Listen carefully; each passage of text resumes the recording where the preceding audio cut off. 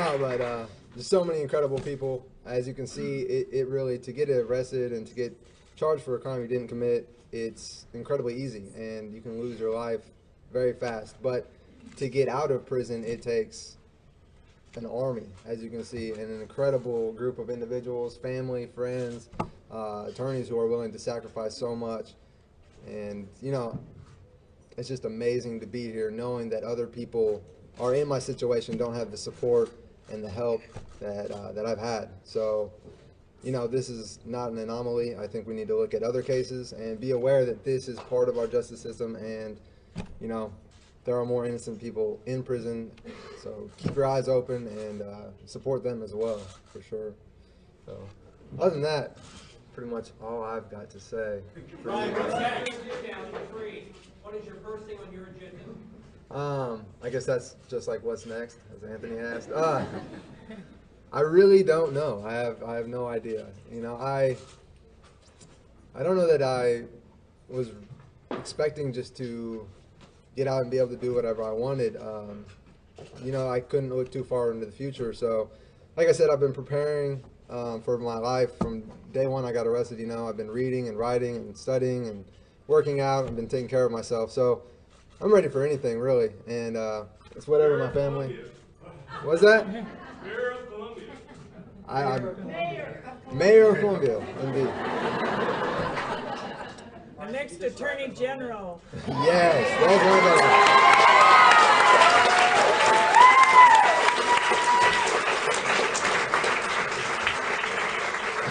I like it. Ryan, can you describe the moment that you got the news that you were going to be walking out in just hours? I never really got the news. You know, as Kathleen said, they told me to pack my stuff up. I thought I was going to ADSEG. I didn't know. You know, there's in prison, there's threats being made on you, and there's a lot of wild stuff going on, things that, you know, you're implicated in. Who knows? So I thought I was getting locked up. I didn't, you know, jail for prison. It's kind of crazy. So when I finally saw Kathleen, and I couldn't talk to her, I was just asking her, like, what's going on? You know, I was asking her if we got bail, and she just held this up, and this is how I knew what was going on.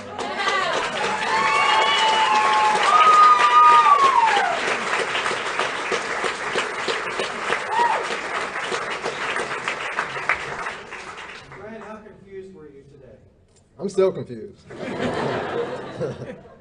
No, I've been so confused. The last couple hours, they were hard, you know, and whenever I was wearing these clothes, and I was standing there with Kathleen and Doug waiting to go, and my family was out in the lobby waiting for me. They came in and said, you know, we need you to take your clothes off and put back on this orange jumpsuit, and we're going to transport you to Columbia, to Boone County. And when you get transported, you know, you generally have on shackles and everything. So it's not a good feeling, and you don't know what's going to happen next. And it's incredibly scary. I was incredibly stressed out, to say the least. I mean, you don't know what's going to happen next with your life. And even when I got into Boone County, I didn't know if they're going to try to rearrest me, or, you know, it's not over till it's over. It's saying, it's not too unique. How would you characterize your whole experience from start to finish right now? How do you? Yeah, I don't know if I can characterize a decade, but oppression is a good word for it. It's a struggle, you know. I mean, pure and simple. It's a struggle, and it's been that way for my family and I. And I don't know. I'm actually happier for my parents right now than I am for me, because, you know, they've had to deal with so much. So.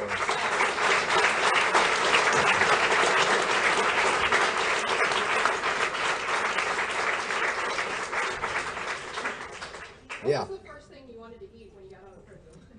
I don't know. I kind of want some Dairy Queen. I think Dad can do that. Definitely. I'm pretty sure he does that more than we know. Why is it that you didn't know? What was the system happening there that you did not know, what you hadn't been told or anything? We found out in the car. We were just going in for a visit, and we found out in the car what had happened. Can you stand So up? Sorry. So we ended up telling him. So he was just coming to visit with us. He didn't know.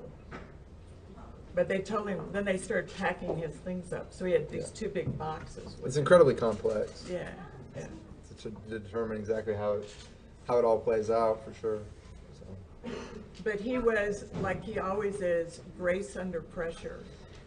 This was he's so worth the effort of what we did, what his parents did. He's just an amazing, amazing person. And even today, he was amazing. But I was just saying, he's such a remarkable, come up here. He was such a remarkable person. Even today, I mean, most people, even much older, somebody much older would have just started crying and been upset and been angry. And he didn't. He was like, okay, that's what I'll do. I'll go back in the room. I'll put back on the orange jumpsuit. He's always like that. He's an incredible person. How do you do that? He's strong. I mean, living in prison, you got to stay level-headed. If you have letdowns, if you let emotion take control, then you can be victimized very easily. So, from day one, my dad always told me, he said, you got to be stronger, faster, and smarter. So do everything you can to make yourself that way. And since then, I wrote a book about that, actually. For the most part, it's mostly done. But it's just about some of my journey. It's not all about prison or anything. But I just wanted to see if I could write a book. And that's, making yourself a better person so that you can survive and so that when I did get out, I would have opportunities. I didn't want to look back and say I missed 5, 10 years, however long it took. It took longer than we thought. But I didn't want to get out and still be a 19-year-old kid in my mind. So, I've done everything I can with the help of my family and, a little hard work, and I think, I succeeded. Do you and your dad see yourselves advocating on behalf of other men or women in your situation? Certainly, absolutely. There are so many individuals, I believe, who are, incarcerated wrongfully or have just terrible sentences. It's disproportionate. There's a lot of minors in prison who've been in there over half their life. There's a lot of issues, and there's a lot of people who need help. Number one, as I think Bill already pointed out, was Charles Erickson. I mean, the guy's a lot of things, but the thing is, more so than anything else, is innocent. So he does not belong in prison. At this point, what are your feelings towards him? I don't know. I don't really get caught up in my feelings towards him. I know that he was used and manipulated, and I kind of feel sorry for the guy, and I know that he's been victimized. He is an innocent man in prison. So, he needs help. He needs support, and, he doesn't belong in prison. I don't know anything beyond that, really, and I don't really have any comment beyond that. He's not a killer. He doesn't belong in prison. So. Ryan, what's it like you've had so many people from around the world, not just in the state, but the country and the world that support you, thousands and thousands on your website. What does that feel like to have that much support, and what do you want to say to those supporters? Oh my goodness. I mean, I really wish I knew what to say to those people because they are so incredible and they've helped my family and I so much. I really wish I knew a way to give back to all of them because them being there and supporting us and doing everything they can, they designed the image on my father's car and the billboards, and they've sent me so many letters and just so many incredible things that, we've all appreciated so much that, I don't know, their help was invaluable. And I think that really, being in prison for a crime you didn't commit, you start to lose trust in society and humanity, and you see a lot of the negative sides of it. But through those people, I was able to see that there are a lot of incredible human beings out there, and that, I really want to be back into society with those good people. And it makes me look forward to the future because I know there's a lot of really amazing people out there. So it gave me hope in humanity, I guess, personally. Thank you so much for that. There is an unsolved murder out here now. Is there Yes. anything you would want to say to Ken Heidhold's family tonight? Absolutely. I can't imagine how they're feeling, but the one thing I would want for them is to be able to look at all the facts and to ask for justice, because, you know, they've been lied to by the people that they trust, and to see them misled by people that they, you know, believe are trying to help them, I can't imagine anything worse than that, really. So, you know, I just hope that they're able to.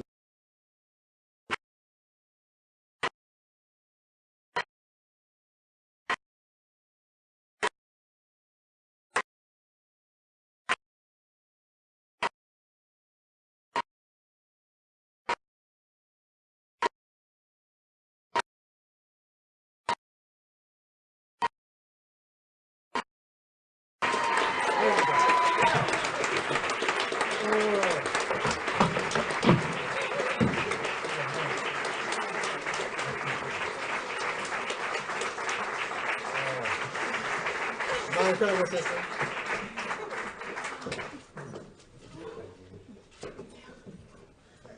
So, good?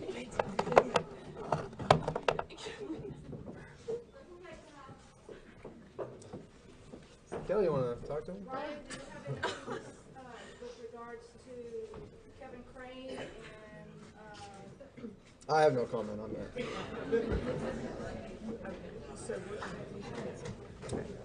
So we're either gonna go to Dairy Queen or ring the bell in front of the courthouse, but we're out of here, okay? Thank you, we love you guys.